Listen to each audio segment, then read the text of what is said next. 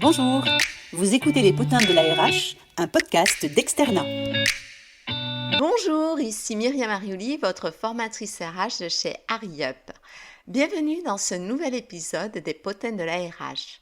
Aujourd'hui, je vous embarque sur un sujet aussi stratégique qu'épineux, j'ai nommé l'évolution de carrière.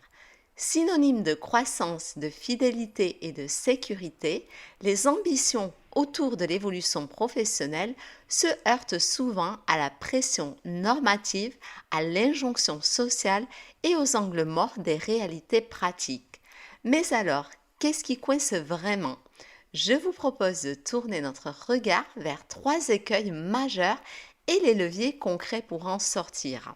Premier écueil, rester figé dans une approche purement verticale. L'équation progression égale montée en grade reste la vision dominante. Pensée comme une simple échelle, la carrière prend encore la forme d'un couloir à sens unique où le sommet se mesure en nombre de n-1. Mais voilà, tout le monde ne veut pas ou ne peut pas devenir manager. Décloisonner, ouvrir des passerelles permet d'élargir le terrain comme une carte au trésor. Comment ? En valorisant les mobilités horizontales, transversales, expertes ou géographiques, en reconnaissant les trajectoires moins linéaires, plus atypiques et dynamiques, parfois sinueuses, parfois stables, mais toujours aussi riches de sens. Deuxième écueil, sous-exploiter les outils mobilisables. L'entretien professionnel reste parfois confondu avec l'entretien de performance. Vécu comme un doublon, peu compris et sous-estimé, il est encore préparé à la hâte, voire expédié par les deux côtés de la table. Quant aux entretiens de deuxième partie de carrière, s'ils reviennent aujourd'hui sur la scène des projets de loi, notons qu'ils ont déjà fait partie du cadre légal et ont perduré dans certaines pratiques. Tous ces outils sont des leviers concrets qui méritent d'être réinvestis pour accompagner les transitions au même titre que les cartographies des compétences, les bourses d'emploi interne ou encore les grilles de salaire. Troisième écueil, ignorer les freins structurels et humains.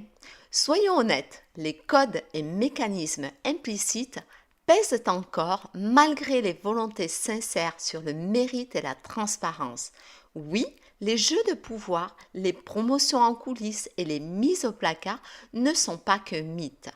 À cela s'ajoute la méfiance envers certains dispositifs perçus parfois plus comme des menaces que des opportunités.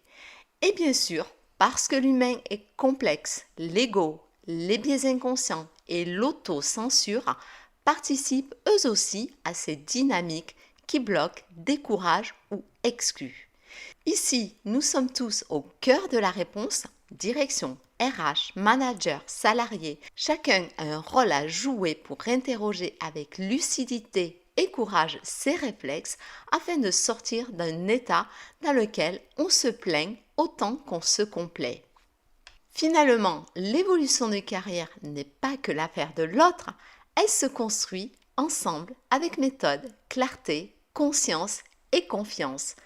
C'est tout pour aujourd'hui. Merci d'avoir écouté cet épisode.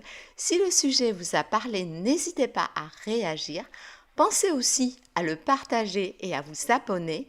Quant à moi, je vous retrouve très vite pour un nouvel épisode des Potins de la RH. À bientôt!